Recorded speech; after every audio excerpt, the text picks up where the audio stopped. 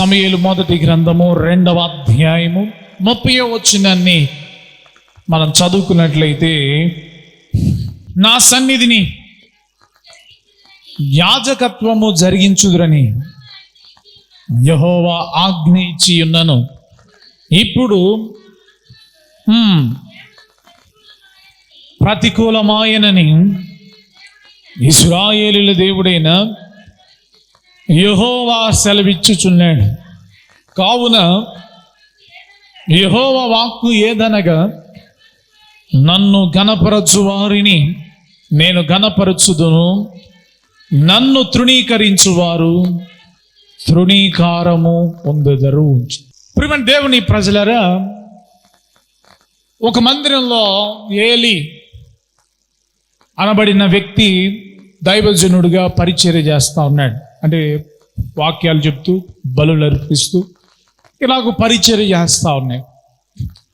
ఈ ఏలి అనబడిన ఈ వ్యక్తి వయసు పైబడిపోయింది, వృద్ధాప్యం వచ్చేసింది, వృద్ధుడైపోయాడు. వృద్ధాప్యంలోకి వచ్చేసరికి తన జాబ్ని ఏం చేశాడంటే, తన వృత్తిని తన బిడ్డలకు ఇచ్చాడు. తన బిడ్డలు యొప్నే, పీనెహాస్, వీరిద్దరు కూడా దేవుని యొక్క పరిచర్య చేస్తూ ఉన్నారు తండ్రి తర్వాత. అయితే తండ్రి తర్వాత బాధ్యతలు వీరిద్దరికి అప్పగిస్తే, వీరు వాళ్ళ నాన్న ఎట్లాగైతే నమ్మకంగా భక్తి చేశాడో అలాగూ ఉండకుండా వీళ్ళిద్దరు ఏం చేస్తూ ఉన్నారంటే, ప్రియమైన దేవుని ప్రజలారా, బలులను సరిగా అర్పించట్లేదు, దేవునికి ఇష్టంగా ఆ పరిచర్య చేయట్లే.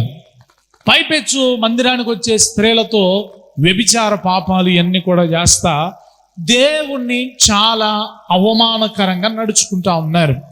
వచ్చే ప్రజలకు కూడా అసలు మందిరానికి వెళ్లకుండా ఉంటే బాగుండు అన్నట్లుగా అనిపించేటట్లుగా ఈ యొక్క ఏలి యొక్క కుమారులు నడుచుకుంటూ ఉన్నారు. నడుచుకుంటే దేవుడు ఏమైనా ఊరుకుంటాడా?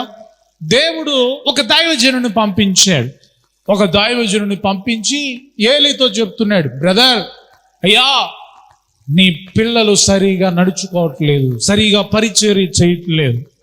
ఇదిగో నీకు, నీ పితరులకు, ఆ తర్వాత నీ ఇంటి వారికి ఈ యాజక ధర్మాన్ని ఇస్తానని చెప్పిన దేవుడు దాని నుంచి మిమ్మల్ని తీసివేస్తున్నాడు. ఇక దాని నుంచి మిమ్మల్ని ఇక తృణీకరించేసి తీసేసి వేరొకరికి ఇవ్వాలనుకుంటున్నాడు అని చెప్తూ, దేవుడు నాకు ఒక మాట చెప్పాడు. ఏంటిదనంటే, నన్ను గణపరచు వారిని నేను గణపరుస్తా, నన్ను తృణీకరించు వారు తృణీకారము పొందుతారు అని చెప్పాడు. చెప్పంగానే ఆయన వెళ్ళిపోయాడు. ఆ తర్వాత సమూయేలు అక్కడ యాజకుడిగా నియమించబడ్డాడు. ప్రియమైన దేవుని ప్రజలారా, ఈరోజు ఈ మాటను మనం ధ్యానం చేయబోతున్నాం. ఏంటిదనంటే, నన్ను గణపరచు వారిని నేను గణపరుస్తాను. చెప్పండి నాతో పాటు, నన్ను గణపరచు వారిని నేను గణపరుస్తాను. అంటే ఎవరిని గణపరచాలి? దేవుణ్ణి. చెప్పండి, ఎవరిని గణపరచాలి? దేవుణ్ణి మనం గణపరచాలి. దేవుణ్ణి గణపరిస్తే మనకేం కలుగుతుందంట? తిరిగి మనం కూడా గణపరచబడగలుగుతాం. సో ఇప్పుడు మనము గణపరచబడాలి. ఇప్పుడు మనం ఏం చేయాలి చెప్పండి? గణపరచబడాలంటే దానికి ముందు మనం ఏం చేయాలి? దేవుణ్ణి గణపరచాలి. ఇంతకీ దేవుణ్ణి మనం ఎలాగూ గణపరచగలుగుతాం? దేవుని ఎలాగూ మనం గణపరిచే వ్యక్తులుగా ఉండగలుగుతాం అనే ప్రశ్న ఈరోజు మనం ధ్యానం చేయబోతున్నాం. దేవుణ్ణి గణపరచాలంటే నేనేం చేయాలి? నేను ఏం చేస్తే దేవుడు గణపరచబడతాడు? అప్పుడు నన్ను దేవుడు గణపరుస్తాడు. సో ఒక 5 విషయాలను ఈరోజు మనము నేర్చుకుందాం. ఈరోజు మనం నేర్చుకుని దాన్ని అనుసరిస్తే ఖచ్చితంగా మనం దేవుని గణపరుస్తాం. మనం దేవుని గణపరిస్తే ఆటోమేటిక్గా రిటర్న్ మనము కూడా గణపరచబడతాం. హల్లెలూయా, స్తోత్రం చెప్పండి. హల్లెలూయా. దేవుణ్ణి గణపరచడం ఎలా? నెంబర్ 1, సామెతల గ్రంథము చూడండి. సామెతల గ్రంథము 3వ అధ్యాయము 9వ వచనాన్ని మనం చదువుకుందాం. నీ రాబడి అంతటిలో ప్రథమ ఫలమును నీ ఆస్తిలో భాగమునిచ్చి యెహోవాను ఘనపరచుము. ఫస్ట్ నెంబర్ 1గా మనం చూసుకున్నట్లయితే దేవుణ్ణి మనం ఘనపరచాలి అని అంటే ఏం చేయాలి అని ఆలోచన చేస్తే దేవుడే చెప్తున్నాడు కదా, నీ రాబడి అంతటిలో ప్రథమ ఫలమును నీవేం చేయాలంటే దేవునికి ఇవ్వాలి. ప్రథమ ఫలము అని అంటే మొట్టమొదటిగా వచ్చినది దేవునికి ఇవ్వాలి.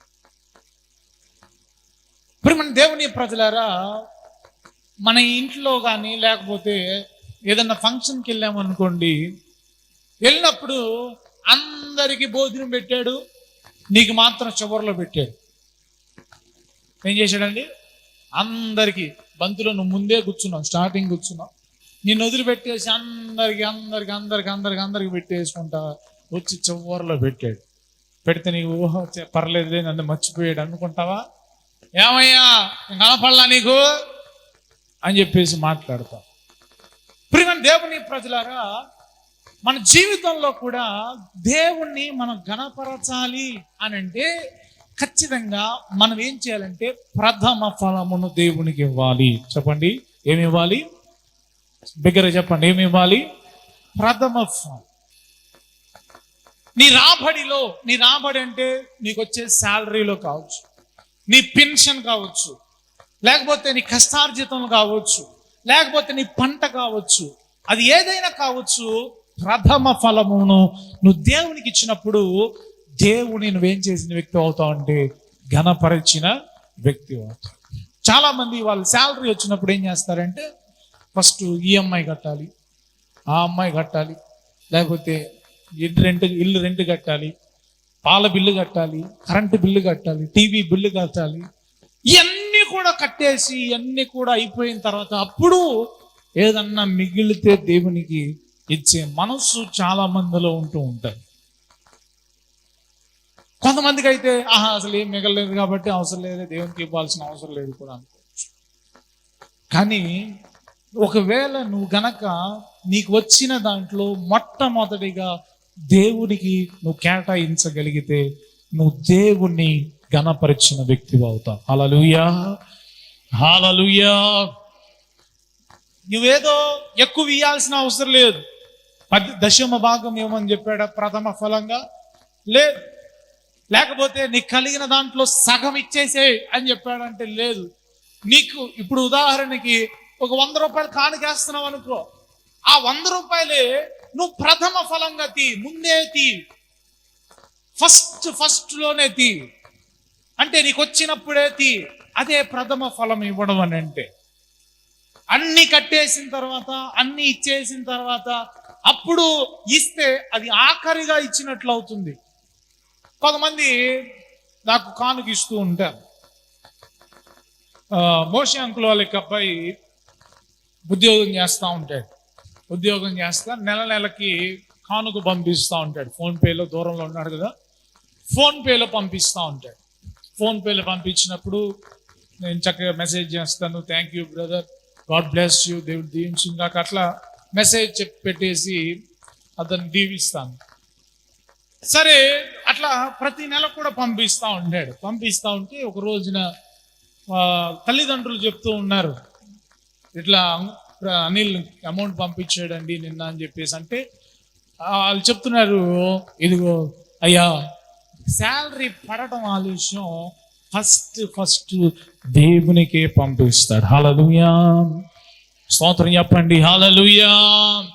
నేను చెప్పినప్పుడు చాలా సంతోషించాను. దేవుని వాక్యం కూడా అదే చెప్తుంది. ప్రథమ ఫలమును నీవు దేవునికి ఇవ్వడం ద్వారా నువ్వేం చేస్తావు చెప్పండి? దేవుణ్ణి ఘనపరుస్తావు. మన చర్చిలో కూడా వృద్ధులు ఉంటారు, వృద్ధులు పెన్షన్ హోల్డర్స్ ఉన్నారు. నెల పెన్షన్ వస్తుంది కదా, గవర్నమెంట్ జాబ్ చేసే వాళ్ళకి లాగా. మరి నెల ఏమొస్తుంది? పెన్షన్ వస్తుంది. ఈ నెల 7,000 రూపాయలు పెంచారు.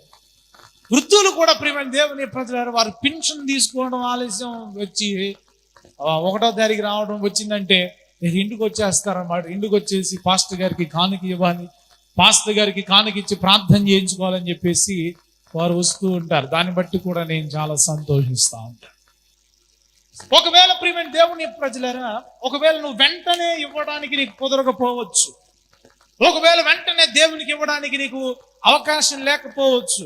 కొన్నిసార్లు నేను కూడా ఇంటికాడ ఉండను, అప్పుడు మరి ఏం చేయాలి అని ఆలోచన చేస్తే, ప్రియమైన దేవుని ప్రజలారా, నీకు వచ్చిన దాంట్లో ప్రథమ ఫలం తీసి పక్కన పెట్టు. ఆదివారం వచ్చినప్పుడు లేకపోతే దేవుని సేవకుడి దగ్గరికి వెళ్ళినప్పుడు దాన్ని ఇచ్చినా కూడా నువ్వు ప్రథమ ఫలాన్ని ఇచ్చిన వ్యక్తివే అవుతావు. హల్లెలూయా, స్తోత్రం చెప్పండి. హల్లెలూయా. ప్రథమ ఫలము ఇవ్వడం ద్వారా నువ్వు దేవుణ్ణి గణపరచగలుగుతావు. అలా కాదండి, నాకు అన్ని అయ్యి ముఖ్యం అండి, ఇచ్చిన తర్వాత ఇవన్నీ కూడా తీర్చి ఉన్న తర్వాత ఇవన్నీ కట్టుకున్న తర్వాత అప్పుడు నేను దేవునికి ఇస్తానంటే తప్పేం లేదు. నువ్వు దేవుణ్ణి గణపరచాలంటే మాత్రం ఖచ్చితంగా నువ్వు ప్రథమ ఫలాన్ని ఇవ్వాలి.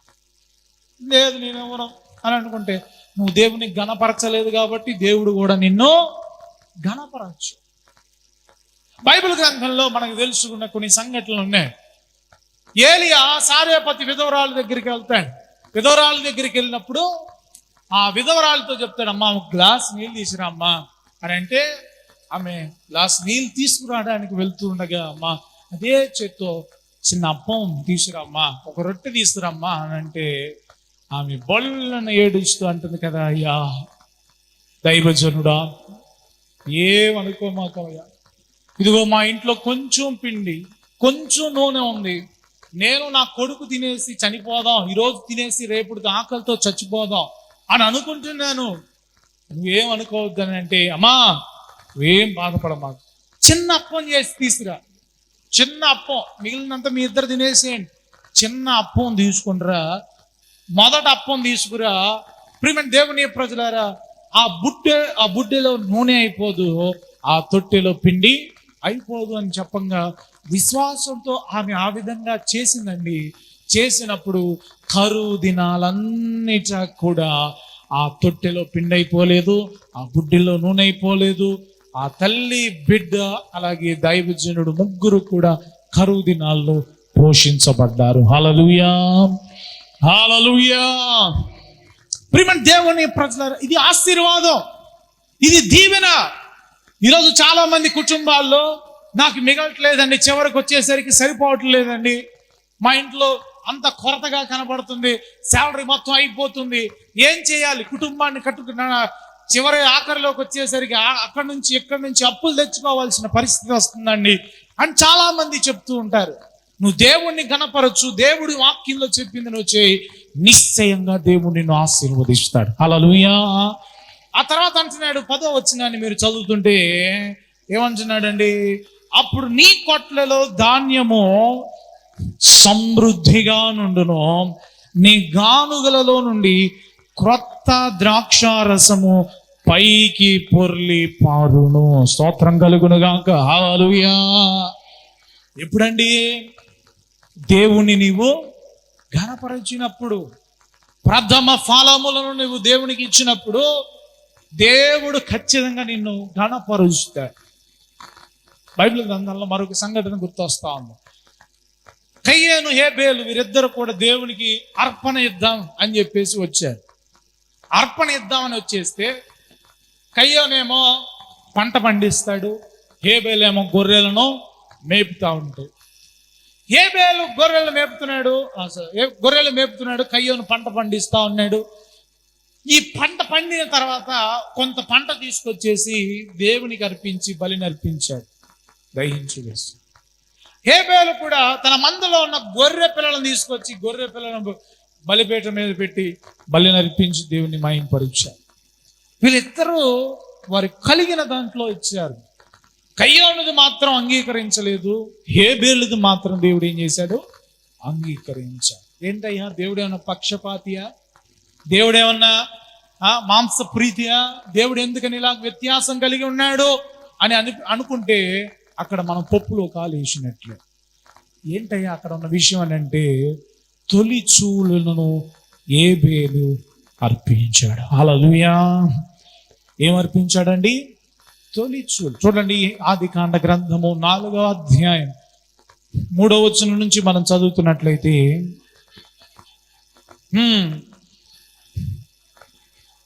పొలము పంటలో కొంత యెహోవాకు అర్పణగా తెచ్చెను.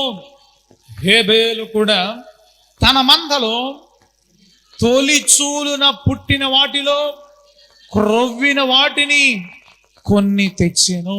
హేబేలు అర్పణను దేవుడు లక్ష్యపెట్టాడు. తేడా ఏంటయ్యా అనంటే వీళ్ళిద్దరిలో తేడా అదే, వారి ఆలోచనలో ఉన్న తేడా అదే. పంట పండింది, ఏదో కొద్దిగా దోశ వేసుకుని లేకపోతే ఒక బేషన్లో వేసేసుకుని తీసుకొచ్చేసాడు. కానీ హేబేలు ఆ మందలో ఏదో ఒకటి తీసుకురొచ్చేసి దేవునికి అర్పించాలని అనుకోవాలా. ఏది తొలిచూలుగా పుట్టింది, ఏది సెకండ్ పుట్టింది, ఏది థర్డ్ పుట్టింది అని ఎరిగిన వాడై తొలిచూలున పుట్టిన కొన్నిటిని తీసుకొచ్చేసాడు. క్రొవ్వినది శ్రేష్టమైన దాన్ని తీసుకొచ్చి దేవునికి ఇచ్చాడు. దేవుడు హేబేలు అర్పణను లక్ష్యపెట్టాడు. ఈరోజు నీకు కూడా దేవుని సేవకుడిగా తెలియజేస్తా ఉన్నాను, నీవిచ్చే కానుకను దేవుడు ఆశీర్వదించాలంటే కానుక ఇస్తున్నావు, దేవునికి ఇస్తున్నావు. కొంతమంది దశభాగాలు ఇచ్చేవారు ఉన్నారు, ఇస్తున్నావు, మంచిదే. అది నువ్వు ప్రథమ ఫలముగా ఇవ్వు, శ్రేష్టమైన ఆశీర్వాదాలు నీ జీవితంలో అనుభవిస్తావు. హల్లెలూయా, హల్లెలూయా. నువ్వు దేవుణ్ణి ఘనపరిచిన వ్యక్తిగా అవుతావు. చివరాఖరులో కాదు, అంత మిగిలిన తర్వాత కాదు. మైండ్ సెట్ మార్చుకో. నువ్వు దేవుని ఘనపరచాలనే ఆలోచన నీకు ఉన్నట్లయితే, నేను కూడా ఘనపరచబడాలి అనే ఆలోచన నీకున్నట్లయితే, తొలిచూలుగా ఉన్నదాన్ని ఇవ్వు, నీ ఆస్తిలో భాగం ఇవ్వు. దేవుడు నిన్ను ఘనపరిచే వాడిగా ఉంటాడు అనడానికి ఎటువంటి సందేహం లేదు. సో నెంబర్ 1 మనం చూస్తూ ఉన్నాము, ఎవరైతే ప్రథమ ఫలమును ఇస్తున్నారో వారు దేవుణ్ణి ఘనపరిచిన వారిగా ఉన్నారు. అలాగే రెండవదిగా మనం పరిశీలన చేసినట్లయితే చూడండి, రెండవదిగా సామెతల గ్రంథము 14వ అధ్యాయం 31వ వచనాన్ని చదువుదాం. సామెతల గ్రంథము 14:31. దరిద్రులను బాధించువాడు వాని సృష్టికర్తను నిందించువాడు, బీదలను కనికరించువాడు ఆయనను ఘనపరచువాడు. నెంబర్ 2, దేవుణ్ణి మనం ఎలాగో ఘనపరచగలుగుతాం అని ఆలోచన చేస్తే, నువ్వు బీదలను కనికరించడం ద్వారా దేవుణ్ణి మనము ఘనపరుస్తాం. ఎవరిని కనికరిస్తే చెప్పండి, చెప్పాలి, బిగ్గర చెప్పాలి. ఎవరు? బీదలు. ఈ బీదలను చాలాసార్లు మనం అసహించుకుంటాం, అని అసహించుకునే వారిగా ఉంటాం. నువ్వు కనికరాన్ని చూపించు, నీకు తోచిన దాంట్లో కొంత విధంగా సహాయం చేయ. బీదల పట్ల నువ్వు కనికరము చూపించిన వ్యక్తివైతే నువ్వేం చేసిన వ్యక్తి అంటే దేవుణ్ణి ఘనపరుస్తా. అలా కాకుండా బీదలను గనక నువ్వు బాధ పెడితే సృష్టికర్తను నువ్వు నిందించిన వాడవుతావు, దేవుని నువ్వు బాధ పెట్టిన వ్యక్తి అవుతావు. ఒక రోజున వీడియోలో యూట్యూబ్లో చూస్తూ ఉంటే ఒక వ్యక్తి, అతని పేరు హర్ష సాయి అనబడిన వ్యక్తి చాలా మంచి పనులు చేస్తూ ఉంటాయి. ఒక రోజున రోడ్డు ప్రక్కన ఉండే అడుక్కునే లేకపోతే ఒక స్లమ్ పీపుల్, చిన్న పిల్లలు, వారు ఏం చేశారంటే పిజ్జా షాప్కి పిజ్జా తిందామని చెప్పేసి, ముంబై ప్రాంతంలో పిజ్జా తినడానికి అని చెప్పేసి ఆ యొక్క ఆశ, ఆ స్మెల్ కానీ అదంతా కూడా చూసి ఆశపడి పిల్లలు, చిన్న పిల్లలు, సరి అయిన వస్త్రధారణ ఉండదు, పేదలు, వారి అక్కడికి వెళ్తే ఆ యాజమాన్యం వారు ఏం చేశారంటే వారిని అందరూ, ఇక్కడ మీకు ఇక్కడ అవకాశం లేనే, పోండి బయటికి అని చెప్పేసి బయటికి పంపించారంట. ఇది ఎవరో వీడియో తీశారు. వీడియో తీసి దాన్ని పెడితే సోషల్ మీడియాలో పెడితే ఇతడు చూశాడు అనమాట. ఎవరు? హర్ష సాయి అనబడిన ఈ వ్యక్తి ఆ వీడియోని చూసి, అరే బీదలను పిజ్జా షాపుకి వెళ్ళనీయకుండా ఎంతగా ఆటంకపరుస్తూ ఉన్నారే, వీళ్ళని ప్యాలెస్లోనికి తీసుకెళ్ళాలి, ఒక అంతఃపురంలోనికి తీసుకెళ్ళాలి అని చెప్పేసి అతనికి ఒక ఆలోచన వచ్చిందండి. ఒక ఆలోచన రావడం ఆలస్యం. హైదరాబాదులో ఉన్న ప్రియమైన దేవుని ప్రజల ఖరీదైన ఒక విలాసవంతమైన రాజులు నివసించిన అంతఃపురం, అధికారులు నివసించిన ఆ హోటల్ ఇప్పుడు హోటల్గా మార్చారు. అది ఫలక్నామా ప్యాలెస్ అనబడిన ఆ ప్యాలెస్కి ఈ చిన్న పిల్లలను పేదలను వీళ్ళందరం కూడా తీసుకెళ్ళాలి అని అనుకున్నాడు. ఒక్క రోజున ఆ ప్యాలెస్లో మనం ఉండడానికి 50,000 రూపాయలు ఖర్చు అవుతుంది. ఎంత అవుతుందండి? 50,000 రూపాయలు. వీళ్ళని ఆఫ్టర్ ఆల్ ఒక పిజ్జా షాప్కే వీళ్ళని అనుమతించలేదు. అటువంటి ఖరీదైన ప్యాలెస్లోనికి వీళ్ళని తీసుకెళ్లాలని పనిమాల ముంబై వెళ్ళి వాళ్ళ టీం చేత వారందరినీ, ఆ వీడియోలో ఎవరైతే కనపడ్డారో వారిని, ఇంకొంతమంది పేదలను వారందరిని కూడా తీసుకొచ్చి వారి కోసం హోటల్ ఆ యొక్క ప్యాలెస్ని బుక్ చేసి వారందరితో పాటు ఆ ప్యాలెస్లో విందును, రాజభోగాలు కలిగిన వాళ్ళ జీవితంలో ఎప్పుడు కూడా చూడని ఆ విందును వారి రుచి చూడడానికి ఆ వ్యక్తి కృషి చేశాడు. కృషి చేస్తే ప్రియమైన దేవుని ప్రజలరా ఆ వీడియో అంతా కూడా ఏమైపోయిందంటే వైరల్ అయిపోయాడు. టాప్ యూట్యూబర్ అయిపోయాడు. టాప్ యూట్యూబర్గా మారిపోయాడు. ఎందుకని ఆ వ్యక్తిని అంతగా ఘనపరచబడ్డాడు అని అంటే, బీదలను కనికరించడం ద్వారా దేవుడు ఏం చేస్తాడు? ఘనపరుస్తాడు. బీదలను కనికరించినప్పుడు ఖచ్చితంగా దేవుడు నిన్ను కూడా ఘనపరుస్తాడు. దాని వెనకాల ఉన్న వాక్యము అక్కడ నెరవేర్చబడడాన్ని మనం గమనించాలి. ఈరోజు చాలా మంది మన జీవితంలో బీదలను వెక్కిరించడం, బీదలను వారి స్థితిని బట్టి బాధ పెడతాం. కొంతమంది వారి ఇంట్లోనే ఉండొచ్చు, వారి చుట్టాలు అయి ఉండొచ్చు, వారి యొక్క కోడలు అయి ఉండొచ్చు, వారి యొక్క బిడలు అయి ఉండొచ్చు. వారి అది తీసుకురాలేదు, కట్నం తీసుకురాలేదు, ఇలాంటి పూర్ ఫ్యామిలీ అనో లేకపోతే ఇలాంటి దరిద్రులు అని చెప్పేసి వారిని మాట్లాడే పరిస్థితిలో కనపడుతూ ఉంటాయి. అలాగ బీదలను కనికరించకుండా నువ్వు ఉన్నట్లయితే నువ్వు దేవుని బాధ పెట్టిన వ్యక్తివి, సృష్టికర్తను నిందించిన వ్యక్తివి. నువ్వు కనికరించినట్లయితే నీవు కనికరించడం ద్వారా దేవుడు ఘనపరచబడతాడు. దేవుడు ఘనపరచబడితే నిన్ను కూడా దేవుడు ఘనపరుస్తాడు. హల్లెలూయా, హల్లెలూయా. సో బీదలను కనికరించు. బీదలను కనికరించడం ద్వారా ఎన్ని ఆశీర్వాదాలు ఉన్నాయి బైబిల్ గ్రంథాల్లో చెప్పడానికి వీలు. ఆపత్కాలం ముందు దేవుడు వారిని తప్పిస్తాడు. రోగం కలుగగా లేవనెత్తుతాడు. ప్రియమైన దేవుని ప్రజల పరలోక రాజ్యములోనికి వారిని ప్రవేశింపజేస్తాడు. ఎన్నో ఆశీర్వాదాలు ఉన్నాయి. దాన్ని నువ్వు పోగొట్టుకున్న మాకు కనికరించు, సాధ్యమైనంత వరకు సహాయం చేయి, తద్వారా దేవుని కనపరుస్తాడు. రెండోది అయిపోయింది. మూడోది పరిశీలన చేద్దాం. ప్రియమైన దేవుని ప్రజలరా, దేవుణ్ణి ఘనపరచాలి అని అంటే మనం చేయాల్సిన ఒకటి చెప్పండి, ఏం చేయాలి? ప్రథమ ఫలమును దేవునికి ఇవ్వాలి. ఏమివ్వాలి? ప్రథమ ఫలమును దేవునికి మనము ఇవ్వాలి. రెండవదిగా బీదలను కనికరించాలి. బీదలను కనికరించడం ద్వారా ఏం జరుగుతుంది చెప్పండి? ఏం జరుగుతుంది?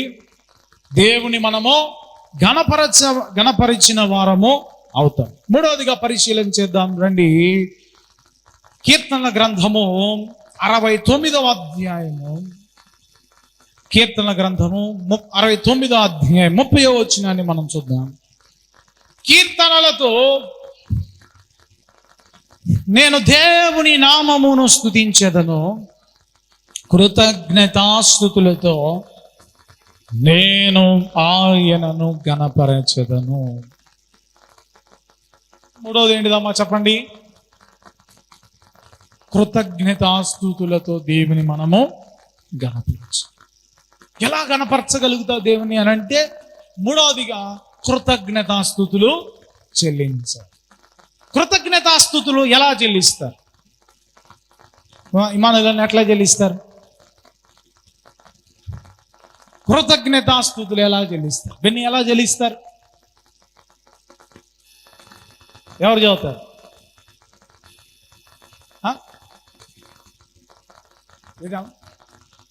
మేలు చేసినప్పుడు చెల్లిస్తారు. ఎలా చెల్లిస్తారు? పాటల ద్వారా. కృతజ్ఞతాస్తుతులు నోటితో చెల్లిస్తారు. ఎలా చెల్లిస్తారండి? నోటితో. ఇంకా అవకాశం ఏమి లేదు. ఎవరైనా రాజకీయ నాయకులు ఉన్నారనుకోండి, మన బాపట్ల ఎమ్మెల్యే వేగేసిన నరేంద్ర వర్మ గారు ఇటు వచ్చారు. ఇటు రాంగల్నే కొంతమంది ఏం చేస్తారు, నరేంద్ర వర్మ గారికి జై చెప్పకుండా ఉండొచ్చుగా. ఎందుకు చెప్తారు? అతన్ని ఘనపరచాలి. ఏం చేయాలి చెప్పండి? ఆయన్ని ఘనపరచాలి. ఆయన జై జై అని చెప్పేసి చెప్పినప్పుడు ఆయన్ని ఘనపరిచిన వారం అవుతాం మనం. సేమ్ అంతే మన జీవితంలో దేవుణ్ణి ఘనపరచాలి అని అంటే దేవుణ్ణి మన నోటితో ఆయన చేసిన కార్యాలను బట్టి స్తుతించడం ద్వారా, మన జీవితంలో ఆయన పొందిన మేలును బట్టి మన నోటితో దేవుణ్ణి స్తుతించడం ద్వారా, పాటలు పాడడం ద్వారా దేవుణ్ణి మనము స్తుతించి ఘనపరిచే వారిగా ఉండగలుగుతాం. హల్లెలూయా, హల్లెలూయా. కృతజ్ఞతాస్తుతులు చెల్లించాలి. ఈరోజు చాలా మంది నోరులు తెరవరు, దేవునికి స్తుతులు చెప్పరు, నోరు మూసుకుని కూర్చుంటా ఉంటారు. దేవుని సన్నిధానానికి వచ్చినా కూడా, లేకపోతే వారి ఇంటి దగ్గర కూడా గమనిస్తూ ఉంటే దేవుణ్ణి వారు స్తుతించలేని నోరుగా కనపడుతూ ఉంటుంది. దేవుడికి ఇచ్చిన నోటితో దేవుని నువ్వు ఘనపరచు. దేవుని స్తుతించడం అనేది సాతానుకు నచ్చదు. స్తుతిలో దేవుని శక్తి ఉంది. స్తుతించడం ద్వారా దేవుని నామము ఘనపరచబడుతుంది. దేవుడు ఆ స్తుతులకు పాత్రుడుగా ఆయన ఉంటాడు. ఆఫ్టర్ ఆల్ మనం ఒక నాయకుడినో లేకపోతే మన యొక్క వ్యక్తులను బాగా బాగా ప్రయాసపడిన వారును మనం స్తుతిస్తాం, వారి గురించి మంచి విషయాలు చెప్పేసి వారిని ప్రైజ్ చేస్తాం, వారిని గొప్పగా మాట్లాడుతూ ఉంటాం. పూర్వదినాల్లో కూడా రాజులు మీరు చూస్తూ ఉంటే, రాజులు కనుక వస్తూ ఉంటే వాళ్ళు చెప్తా ఉంటారు, ఏమని? రాజ రాజ రాజ గంభీర అని చెప్తా ఉంటారు. అట్లా వాళ్ళు ఏం చేయాలంటే స్తుతించాలి రాజును. అప్పుడు ఏమవుతాడు? రాజు ఘనపరచబడతాడు.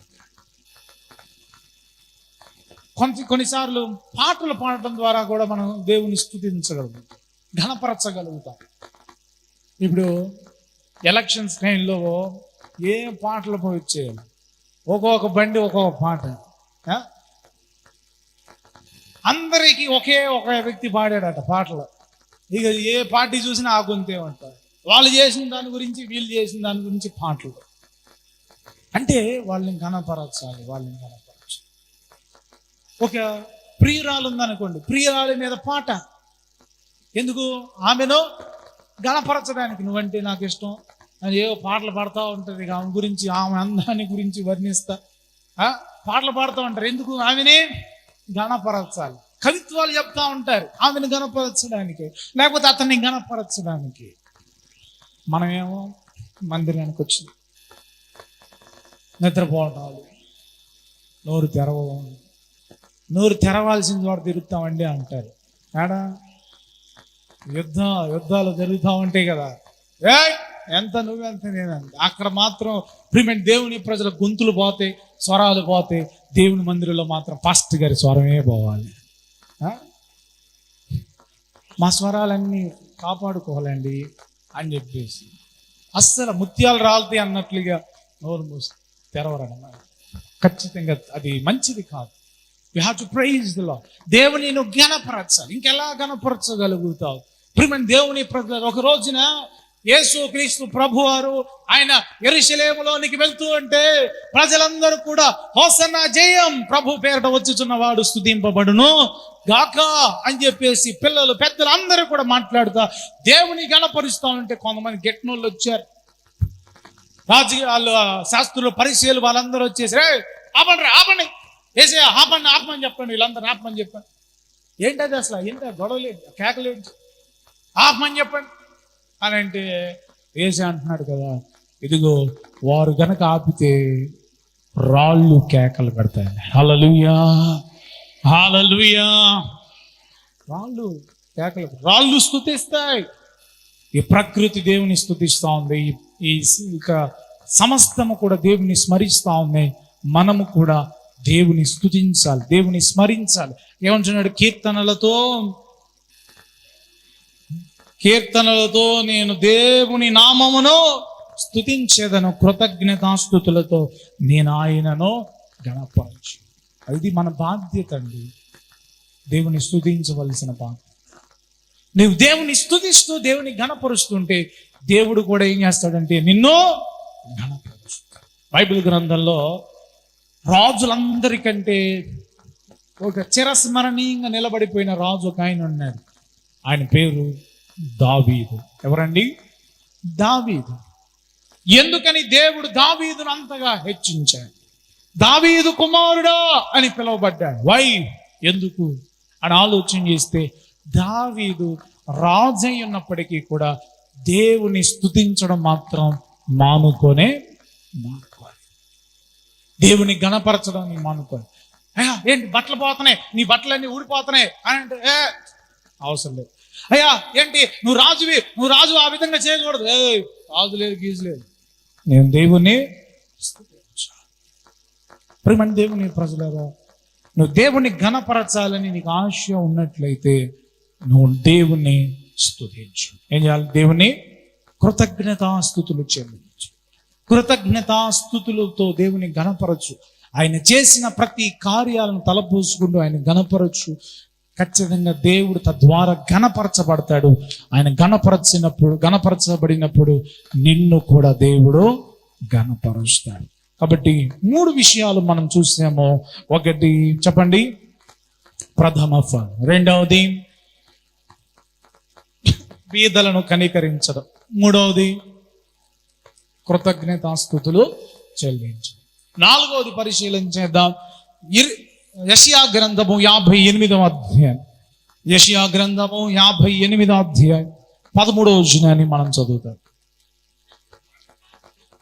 నా విశ్రాంతి దినమున వ్యాపారము చేయకుండా నాకు ప్రతిష్ఠిత దినమని నీవు ఓరకుండిన ఎడల విశ్రాంతి దినము మనోహరమైనదనియు యెహోవాకు ప్రతిష్ఠిత దినమనియు ఘనమైనదియు అనుకుని దానిని ఘనముగా ఆచరించిన ఎడల నీకిష్టమైన పనులు చేయకయు వ్యాపారము చేయకయు లోక వార్తలు చెప్పుకొనకై ఉండిన ఎడల నీవు యెహోవా యందు ఆనందించెదవు. దేశము యొక్క ఉన్నత స్థలముల మీద నేను నిన్ను ఎక్కించెదను. స్తోత్రం చెప్పండి. హల్లెలూయా, హల్లెలూయా. 4వదిగా దేవుని మనం ఎలా ఘనపరచగలుగుతాం అనంటే, విశ్రాంతి దినమును పరిశుద్ధంగా ఆచరించాలి, ఘనమైనదిగా ఆచరించాలి. విశ్రాంతి దినము అనంటే హాలిడే, సెలవు రోజు. మన భారతదేశంలో సెలవు రోజు ఎప్పుడండి? ఆదివారం. సో ఇశ్రాయేలు ప్రజలకు దేవుడు నియమించిన సెలవు రోజు శనివారం. వాళ్ళు శనివారం విశ్రాంతి దినం. మనకి భారతదేశానికి ఆదివారం విశ్రాంతి దినం. ఒకవేళ నరేంద్ర మోడీ గారు శుక్రవారం ఇస్తానన్నారు, అప్పుడు మనం ఏం చేద్దాం? శుక్రవారం పెట్టుకుంటాం ప్రార్థన. అందులో పెద్ద ఇబ్బంది ఏమీ లేదు. ఏ రోజు సెలవిస్తే ఆ రోజు దేవుని మనం స్తుతించడమే, ఆ రోజు మన విశ్రాంతి దినము ఆచరిస్తమే. ఒకవేళ ఆదివారం వర్కింగ్ డే అనుకో, ఏం చేస్తాం? ఆదివారం మామూలు ప్రార్థన పెట్టుకుంటాం. ఖాళీగా ఉన్న వాళ్ళు వస్తారు. ప్రియమైన దేవుని ప్రజలారా, సో అది ఏమైనా కావచ్చు, విశ్రాంతి దినము మనం ఏం చేయాలి అంటే దాన్ని ఘనమైనదిగా ఎంచి దేవుని దగ్గరకు మనం వచ్చి మనం దేవుని సన్నిధానంలో సమయాన్ని గడపాలి. ఈరోజు చాలా మంది విశ్రాంతి దినాన్ని అనగా దేవుడు నియమించిన ఇక ఆదివారమో లేకపోతే ఇక రోజునో మరి ఏం చేస్తూ ఉంటారయ్యా అంటే వాళ్ళకి ఇష్టం వచ్చిన పనులు చేస్తారు. సినిమా ఇష్టం ఉంటే సినిమాలకు వెళ్తారు, షికారులు ఇష్టం ఉంటే షికారులకు వెళ్తారు, నిద్ర ఇష్టం ఉంటే నిద్ర పోతూ ఉంటారు. ప్రియమైన దేవుని ప్రజలు తినడం ఇష్టం అయితే చికెన్ బిర్యానీ, మటన్ బిర్యానీ, లేకపోతే చేపలంటే ఇష్టం అంటే ఆ చేపలు ఆ చికెన్ బిర్యానీ వండుకుంటా తింటా ఉంటారు. వ్యాపారాలు చేస్తూ ఉంటారు, ఉద్యోగాలకు వెళ్తూ ఉంటారు. కానీ దేవుడు అంటున్నాడు కదా, దాన్ని మీరు ఘనమైనదిగా ఎంచి దాన్ని మీరు ఆచరిస్తే దేవుణ్ణి మనము ఘనపరిచిన వారం అవుతాం. హల్లెలూయా, హల్లెలూయా. విశ్రాంతి దినాన్ని నేను పోగొట్టుకున్నా. ఎన్ని రోజులు 6 రోజులు కష్టపడుతున్నావు, 7వ రోజున దేవుని సన్నిధానంలో నువ్వు కనబడడానికి ఉండడానికి ఎందుకని నువ్వు ఆసక్తి కలిగి ఉండవు. దాన్ని కూడా ఎగ్గొట్టడానికి ఎందుకు నువ్వు ప్రయత్నం చేస్తా ఉంటావు. దేవుడు స్పష్టంగా చెప్పాడు, ఇష్టమైన పనులు చేయకయు రెండోది ఏం చేయకూడదు, వ్యాపారము చేయక లోక వార్తలు చెప్పుకున్నావు. ఊరికి ఆ వార్తలు ఈ వార్తలు చెప్పుకుంటా, వాళ్ళ గురించి వీళ్ళ గురించి చెప్పుకుని మాట్లాడుకుంటారు. అది కూడా అవుతుంది. ఘనమైనదిగా నువ్వు ఆచరిస్తున్నప్పుడు దేవుడు నిన్ను కూడా ఘనపరుస్తాడు. ప్రియమైన దేవుని ప్రజలారా, ఈరోజు విశ్వాసులు దీని ఘనమైనదిగా ఎంచకపోవడాన్ని బట్టి వారు దేవుని ఘనపరచలేకపోతున్నారు. అప్పోతే పోయిందిలే ఈ ఆదివారం, ఇంకో ఆదివారం వెళ్దాం, అప్పోతే పోయిందిలే, డబ్బులు ఎవడిస్తాడు, పాస్టర్ గారు ఏమైనా ఇస్తాడా? ప్రియమైన దేవుని ప్రజలారా, ఆ స్వల్ప లాభాన్ని చూసుకుంటున్నారు, ఒకరోజు వచ్చి ఆదాయం చూసుకుంటున్నారు, దాన్ని చూసుకుని దేవుని ఘనపరచలేకపోతున్నారు. దాన్ని బట్టి దేవుని సన్నిధానానికి వెళ్ళి దేవుని సమయాన్ని గడపదాం, స్తుతించుదాం అనే ఆలోచన లేకుండా పోతా ఉంది. నువ్వు దేవుని తృణీకరించావు, దేవుడు కూడా ఏం చేస్తాడంటే నిన్ను తృణీకరిస్తాడు. వ్యాపారం అని వెళ్ళావు, ఒకరోజు లాస్ వచ్చింది, అయ్యా లాస్ వచ్చింది నాయన, ప్రభు సహాయం చేయను ఆయన అంటే ఏం చేస్తాడు? ఎరా అప్పుడేమైనా వచ్చావు నా దగ్గరికి, నన్ను ఏమైనా ఘనపరిచావు, గెట్ అవుట్ అంటాడు. ఇంకా లాస్లోనే పడిపోవాల్సింది. ఎరా బలహీనతను వచ్చావు, ఏమన్నా ఆదివారం నన్ను ఏమైనా ఘనపరిచావా, గెట్ అవుట్ అని అంటాడు. ఇంక వ్యాధుల్లోనే బాధల్లోనే ఉండిపోవాలి. ఒకవేళ నీకు దేవుని నేను ఘనపరచాలి, నా దేవుని నేను ఘనపరచాలని ఆశ నీకుంటే క్రమము తప్పకుండా విశ్రాంతి దినమును పరిశుద్ధంగా ఘనమైనదిగా ఎంచి ఆచరించాలి. హల్లెలూయా, స్తోత్రం చెప్పండి. హల్లెలూయా. ఒకవేళ పనులు ఉండొచ్చు, కొంతమందికి ఖచ్చితంగా చేయాల్సిన పనులు ఉండొచ్చు, వెళ్ళొచ్చు, తప్పేం లేదు. ఇప్పుడు దేవుడు అంత కఠినంగా ఏం వ్యవహరించట్ల. పాత నిబంధన గ్రంథంలో మీరు చూస్తూ ఉంటే, ప్రియమైన దేవుని ప్రజలారా, పాత నిబంధన గ్రంథంలో ఒక ఆయన విశ్రాంతి దినమున పొలాలు ఏరుకుంటున్నాడు. ఏం ఏరుకుంటున్నాడు? పొలాలు ఏరుకుంటున్నాడు. పొలాలు ఏరుకుంటుంటే ఆడిడు చూసి ఎవరెవరు ఈడు పని చేస్తున్నాడు, పదండ్రా తీసుకెళ్దాం అని మోషే దగ్గరికి తీసుకొచ్చారు. తీసుకొస్తే దేవుని అడిగాడు, ప్రభా ఏం చేయమంటావు? వీడిని రాళ్లతో కొట్టి చంపేసి. దేనికి? పొలాలు ఏరుకున్నది. ఏ పని చేయకూడదని చెప్పిన నియమాన్ని పాటించలేదు కాబట్టి దేవుడు, ప్రియమైన దేవుని ప్రజలారా, రాళ్లతో కొట్టి చంపమని ఆజ్ఞాపి. అంత కఠినంగా ఉండేది పూర్వదిన. ఈ రోజులు అంత కఠినంగా దేవుడే ఉండట్లేదు. విశ్రాంతికి దినానికి ప్రభువే, యేసయ్యే నాయకుడిగా ఆయన మార్చబడ్డాడు. నువ్వు దేవుని సన్నిధిలో ఆరాధించు, దేవుని గణపరచు.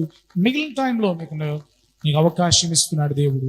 అది కూడా పోగొట్టుకుంటే 2 గంటలు 3 గంటలు కలిసి ఉండేది, అది కూడా పోగొట్టుకుంటే నువ్వు దేవుణ్ణి గణపరిచే వ్యక్తివి కానే.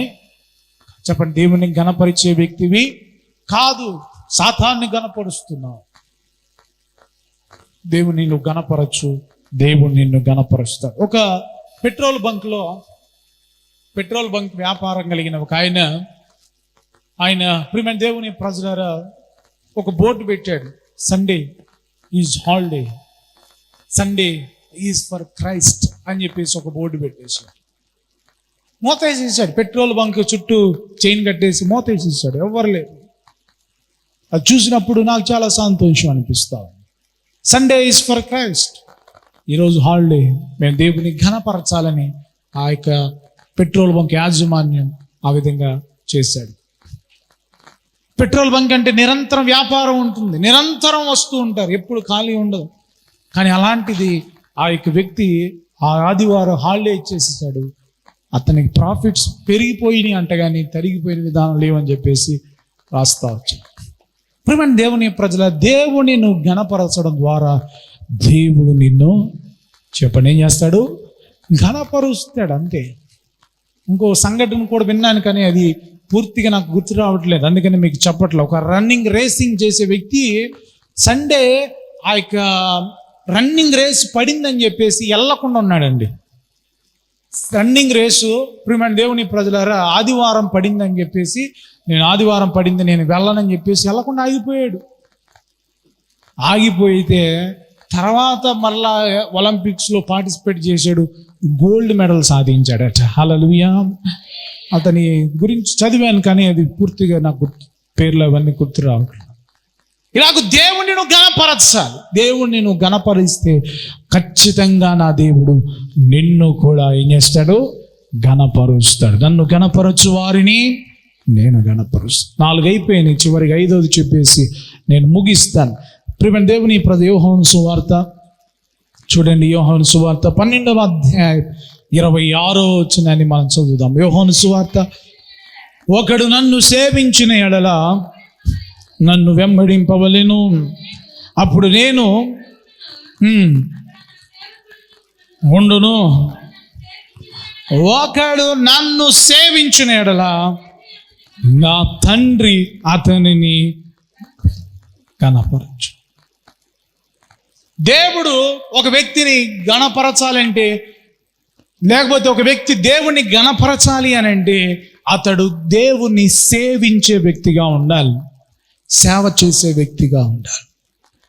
ప్రియమైన దేవుని ప్రజలారా, సేవించడం అనంటే లాభ అపేక్ష లేకుండా చేసే పనుల్ని సేవ అని చెప్పేసి చెప్తూ ఉంటారు. ఒక పని మనం చేసామంటే దానికి లాభం ఎంత ఇస్తావు అంటే అది కూలికి వెళ్ళినట్లు. ఒక స్వచ్ఛందంగా మనం వెళ్ళి చేసామనుకోండి, అది ఏం చేసినట్లు చెప్పండి? సేవ చేస్తుంది. అది ఏదైనా కావచ్చు. గాయాలతో ఉన్న వారిని కట్టడము, లేకపోతే దేవుని మందిరంలో ఓడడం, లేకపోతే అనేకులను ఆత్మను దేవుని వైపు నడిపించడం, మంచి మార్గంలో వారిని నడిపించడం, వారికి మేలు చేయడం, స్వచ్ఛందంగా ఒక లాభాన్ని మనం ఆశించక చేసేది సేవ అవుతాయి. అయితే నువ్వు దేవుణ్ణి సేవించాలి. ఎవరిని సేవించాలి చెప్పండి? దేవుని సేవించు. దేవునికి నువ్వు చేసే సేవను బట్టి ఖచ్చితంగా దేవుడు నిన్ను ఘనపరుస్తాడు. హల్లెలూయా. మన భారతదేశంలో మదర్ తెరీసా అనబడిన సహోదరి, ప్రియమైన దేవుని ప్రజలారా, కుష్టి వ్యాధిగ్రస్తులకు సేవ చేసింది. ఎటువంటి ఛార్జెస్ ఏమీ కూడా ఆశించక వారి గాయాలు కట్టింది. వారిని ఎంతగానో కేర్ తీసుకుని వారు కోలుకుని వారు ఆరోగ్యంగా ఉండడానికి ప్రయత్నం చేసి తన యవ్వన జీవితాన్ని దేవుని కొరకు త్యాగం చేసింది. అనేక సంవత్సరాల వృద్ధాప్యం వరకు కూడా ఆమె అటువంటి సేవ చేయడాన్ని బట్టి ప్రియమైన దేవుని ప్రజలారా, దేవుడు ఆమెను ఘనపరిచాడు. Hallelujah. Nobel prize, Nobel peace prize, ఆ బహుమతిని మదర్ తెరీసాకు దేవుడు అనుగ్రహించాడు, ఘనపరిచాడు. భారతదేశంలో సేవకు ప్రతీక ఇంకెవరైనా ఉన్నారా అని అంటే ఖచ్చితంగా గుర్తొచ్చేది మదర్ తెరీసా. అటువంటి ఘనతను దేవుడు అనుగ్రహించాడు. ఎందుకనంటే ఆమె చేసిన సేవ. ఈ సహోదరులు ఒకనికి చేస్తే నాకు చేసినట్లే అన్నాడు, అంటే దేవునికి సేవ చేసినట్లే ఆమె. కనుకనే ఆమెను దేవుడు ఘనపరిచాడు. ఈరోజు సేవకులుగా మమ్మల్ని అయినా దేవుడు ఎందుకు ఘనపరుస్తున్నాడు అని అంటే ఆయనను సేవిస్తున్నాము కాబట్టి, ఆయనకు సేవ చేస్తున్నాము కాబట్టి దేవుడు మమ్మల్ని కూడా అయ్యా వందనాలు అని ఇతరులు గౌరవించే పరిస్థితిలోనికి తీసుకొస్తున్నాడు. సేవ చేయడం అనేది ప్రియమైన దేవుని ప్రజలారా దేవుణ్ణి ఘనపరచడం. దేవుని ఘనపరిస్తే దేవుడు ఏం చేస్తాడంటే వారిని ఘనపరుస్తాడు, ఆశీర్వాదకరంగా ఉంచుతాడు. హల్లెలూయా. స్తోత్రం చెప్పండి. హల్లెలూయా. 5 విషయాలు చెప్పాను. దేవుణ్ణి ఘనపరచడం ఎలా? దేవుణ్ణి ఘనపరచడం ఎలా? 5 విషయాలు చెప్పాను. 1, ప్రథమ ఫలం దేవుడికి ఇవ్వడం. 2వది, బీదలను కనికరించడం. 3వది, కృతజ్ఞతాస్తుతులు చెల్లించడం. 4వది, విశ్రాంతి దినమును పరిశుద్ధంగా ఆచరించడం. 5వది, సేవ చేయడం. దేవునికి సేవ చేయడం. సేవ చేయటం ద్వారా దేవుని మనము ఘనపరిచిన వారం అవుతుంది. కాబట్టి మన జీవితంలో ఈ విధంగా మనం ఎందులో లోపం ఉంది, ఒకవేళ ప్రథమ ఫలం ఇచ్చే విషయంలో లోపం ఉందేమో దానిలో సరి చేసుకుందాం. విశ్రాంతి దినాన్ని ఆచరించే విషయంలో లోపం ఉందేమో దాన్ని సరి చేసుకుందాం. ఇప్పుడు మన దేవుని ప్రజలారా, సేవ చేసే విషయంలో నీ వంతుగా దేవునికి సేవ చేయటం. ఈరోజు యవనస్తులు చేస్తున్నారు, చక్కగా ట్యూషన్లు చెప్తున్నారు, అది కూడా సేవ చేయటం. అలాగే నీకు తోచిన విధంగా ఏ విధంగా సేవ చేయగలవు ఆ విధంగా సేవ చేయటం. అనేక ఆత్మలను దేవుని దగ్గర నడిపించడం, అది కూడా సేవ చేయటం. మారు మనసులను నడిపించడం, సేవ చేయడం. అలాగే ఏం స్వార్థ చెప్పడం, సేవ చేస్తున్నావు. ఒకవేళ అదిలో లోపం ఉంటే దానిలో సరి చేసుకో. ఒకవేళ పేదలను కనికరించే విషయంలో లోపం ఉంటే దాన్ని సరి చేసుకోవాలి. ఇలాగూ వీటన్నిటిలో మనము ఫుల్ ఫ్లెడ్జ్డ్గా ఉన్నట్లయితే, పరిపూర్ణంగా మనం ఉన్నట్లయితే దేవుని మనం గణపరుస్తాం.